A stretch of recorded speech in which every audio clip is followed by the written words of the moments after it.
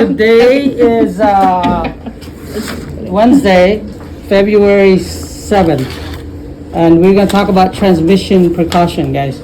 And so we're going to go over some of this, like what is the number 6 means, what is the contact means, what is airborne mean, right? And recently, usually we're used to this universal precaution, right? And that means that your standard precaution, those are all the same, universal, standard. You're looking at somebody who might be infected, right? Even if the doctor tells you, hey, you know what, they're coughing, but they don't have COVID, they don't have this, they don't have that. But if you want to take the extra precaution, you can certainly put on the mask, the N95, the face shield, the gowns, the gloves.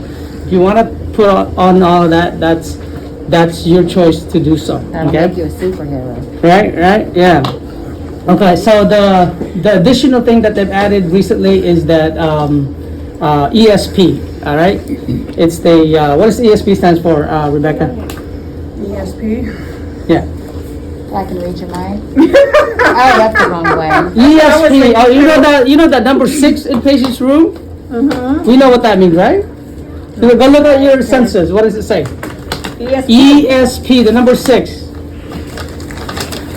It says Oh, we know that, yeah. Huh? enhanced contact. Yeah, it's enhanced, right? It's enhanced. It's usually like what, standard Stop it, precaution. brown noser. But for this patient, the enhanced. What's so special about enhanced? All right, And what? Martha, what is so special about ESP? Hand wash. Hand washing? What do we do different for patients that have a number 6 outside their door? What are we doing? Gown up. We're doing gowns and what? Mask. Gloves. Caution. We're doing gowns mostly and gloves, right? Because these patients, why do you think? Why do you think they're on that? Yeah, because they might have what? Resistance. There you go. Okay, so these patients might have a history of multi-drug resistance, or they have a Foley catheter, or they have an IV, right? And so when we're doing, I think what they call like a high-risk type of activities, which is like showers, transfer, changing linens, changing clothes, Catheter. playing around with the catheter, not literally playing, but like, changing catheter and emptying catheter or doing IV, you got to use gowns and gloves because at some point you might, me or her? So at some point you might, this patient might have a MDRO and you're going to be able to spread it around. Or a patient might have a Foley catheter and they're real high risk for this type of infection. Okay? The other precaution that we're worried about is droplet. Okay? That means that the patient, and this is mostly respiratory now, okay? I'm sorry, let's back up. There's contact as well, right? You might have a patient who have MRSA, right? Yeah, but there's no Contact. That means that if Dawn has some kind of infection and then she rubs off of me, and these are contact, and I get it in my open wound, right? Or I put it in my mouth, I can get infected. So that's contact, right? Now droplet means it's more or less like respiratory, right? It could be the same virus, it could be the same bacteria, but it's in your lung now, right? And these are bigger particulates, right? And they get encapsulated in bigger capsules, and they can be spread 6 feet and closer. Okay, so these are big droplets, right? And so the other one is airborne, and these are smaller particulates, right? And they can be in events, and you can have everybody infected in the whole building. Okay, now the difference between that and droplet is that you can be like 10 feet away and you should be good, right? In comparison to airborne where everybody can get infected, right? And so those are a few of the transmission-based precautions we want to worry about. You have your ESP, which is your enhanced, somebody who has, a history of a significant infection or is a high risk, which is Foley catheter, IV. You wear gloves and gown. You have your standard precaution, which means you're treating everybody as if they're infected. You have your contact precaution, which means that people that have infection, that's like wound or something like that, you can pick it up through, touching. You have your droplet, which is anybody who has a respiratory infection, you can pick it up within 6 feet or closer. Then you have your airborne, where you can infect everybody in the whole room. Okay, now how do we put in this PPE the right way? Right, let's talk about the gowns first. The gowns, let's break open the gown. There's different levels of gowns, okay? And this cheap one that we have here is not what I was hoping to like show you. Okay, this plastic one right here, we got for free from the California Department of Health because there's different levels, as I said. There's level 1, 2, 3. Okay, depending on the amount of fluid that you're playing around with. See, I'm using the word incorrectly. Depending on the fluids that you're exposed to, right? Droplet particles, level 1 gallons is good, right? Now, if you're dealing with like a lot of blood splatter, you don't want to be messing around with level 1 type of gallon. You want to be moving up to level 3 or something like that, right? So just know, I'm not going to get into the specific on the levels of gallons, but there's different levels. When you have different fluids that you're dealing with, you're going to move on to different levels of gallons. Okay? These gallons, they made, some of them are really sturdy, some are plastic like this, okay? During the height of emergency, like COVID, we ran out of gallons, we ran out of materials, we started making things from our underwear, I think, right? This right here was from plastic. I've never seen this. Oh, that's the one that during you have COVID. to type. So these are gallons, are example of gallons, okay? So you know about the level of gallons. Let's talk about the N95s. Okay, the N95s. What is going on? What's funny? What's going on? Typical command, just wad it up and put it back in the drawer. I'm gonna use it later. I gotta use it later. That's what my husband says. I gotta use it later. I don't want to throw it away. Not that dirty. I don't want to throw it away. Okay. Well, we're gonna talk about N95s and any other mask that you can use going into a room, right? If you're in contact, you don't really need a mask, right? If you're in droplet, you need N95. You need a mask, a regular mask or higher, right? You need a particulate if you have a airborne. But here's the thing. COVID, they've noted it as airborne, both airborne and droplet. I'm going to show you exactly why this is a big difference between night and day. Okay, if somebody has COVID, somebody tells you go where it's droplet, you have a choice.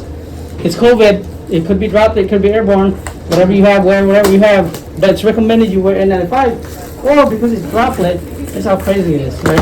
And I want you guys to know this because when you're working with infection, I want you to be... That's a regular surgery. Yeah, so if you have COVID, it's highly recommended you wear this. So the main difference between this N95 filters 95% of air particulate, right? And the reason being is that it's really tight on you, and not a lot of things can get in and out. And this regular mask right here, you can see how loose it is. Everything goes in and out, right? And the more infection, the more viral load you're exposed to, the higher rate you're going to be infected. So yes, this works really well in comparison to this. Okay, and so I want you to wear this if you are dealing with droplet or airborne, especially if you're doing with COVID and somebody says, hey, you can wear both. Just wear the N95. Okay, the N95, how to wear this, basically, is that you don't want to touch the inside part of this. Okay, and which I am doing right now. And you basically want to put your face here, and you want to put this bottom string first, and then the top. Same way when you take them off, you want to only touch the string, and I'll demonstrate that when I have them on. But the main reason why I wanted to show you this is like the difference, right? Even this right here, it says in here, NIOSH approved, all right, N95. Sometimes you see KN95. KN95 is like basically the same as this right here. It's made in China. It's not regulated. They're not as tight, you know. And you can get a lot of bacterial particulate in there or viral, right? So the tighter it is, the better. When you're putting them in, you're doing your testing. You're putting it in, right? You make sure these are tight, and if you're testing, you're breathing in and out, you're blowing out. You make sure that there's no air coming out. Okay. So that's how you do a like a manual fit testing. You bring this bottom one out at the top, and then the top one. Okay. And the fact that it's really tight on you, it protects you from all these viruses from coming in. Okay. So that is your N95. Okay. You put this in here. I'm gonna reuse that. What? Oh no. And then he's gonna put the ones away. Yeah. No. I'm gonna throw all this away. Okay.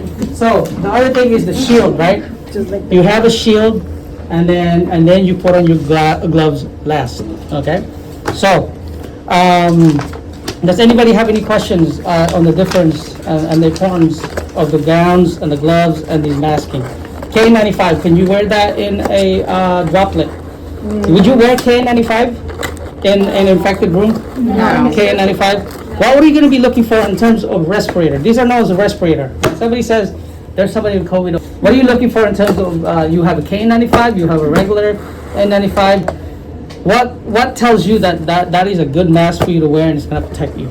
But it's thick and it Yeah? really This right here. does not have This right any here that open says right here, spots. the NIOSH approved. Okay, that will tell you is approved by the American government and not some government in the middle of nowhere.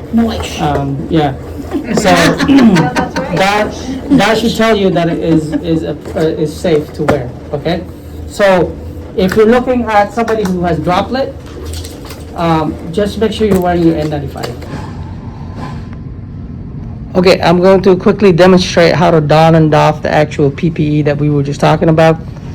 We had an initial recording and it got deleted. So I will be doing this application and removal of the PPE based on CDC recommendations. And if you walk around the facility, the unit, you see this cart. It's recommended that even though you have this car already on here, and then there might be a sign up front over here that tells you exactly what the PPE are that needs to be put on. There should be a sign in the patient's room door also that should indicate that you should go up to the nurse, talk to the nurse about what these PPEs are. Okay, so let's go ahead and I'm gonna go ahead and put the camera down and I'll go ahead and show you guys how to don and doff PPE depending on the type of diseases that you're dealing with. And it's quite simple. Just gonna show you here real quick. Okay, unfortunately I don't have anybody to kind of help me out here on how to try to hold this camera. So what we want to remember is what to put on first. Okay, if you're being followed by the surveyors and state is here, they're absolutely gonna take a look at to see how you put your PPE on, especially if there's an infection in the unit. You gotta make sure that you're comfortable how to put this on. First thing you should do is you should do hand hygiene. Okay, and that's alcohol-based hand sanitizer. Make sure you're doing this for at least 15 to 20 seconds. You're rubbing in between your fingers, in the back, and underneath your nails. Okay, don't rub these out of your hand. This alcohol has to be on your hands for at least 15 to 20 seconds in order for it to be effective. Okay, there's a thing called kill time. Okay, and you gotta have these hands moist until that specific time to kill these bacteria and viruses or any other pathogens that may be on your hands. Okay, let's think for a second how we're going to put on this PPE, because like I said, it's pretty simple once we kind of put things together and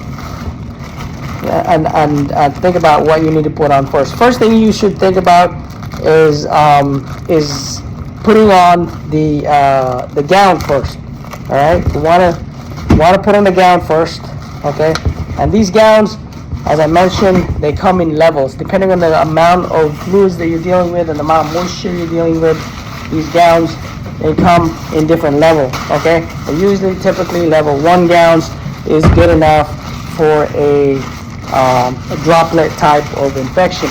Okay, the gown that you're putting on, you really want to put this on, you only want to touch the inside part. Some gowns, I have these cheap plastic one here. This is just for educational purposes. It was donated to us by the county, but you want to put your finger right through the hole, right?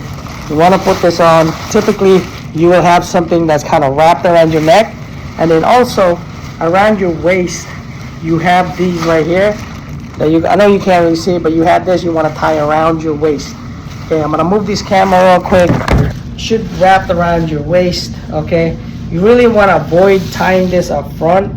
Okay, because when you're removing this gown, you're only allowed to touch the actual string in the back. Okay, so what you want to do is you want to just tie it behind you. Okay, make sure that you're covered in the back, obviously. Okay, the second thing you want to try to remember what goes next, and obviously you don't want to put your gloves on next, right? Because that would be the last. We always think of the gloves as being either the first to remove or the last to put on when you put in your PPE. The next thing you will be putting on, guys, is your mask or your N95.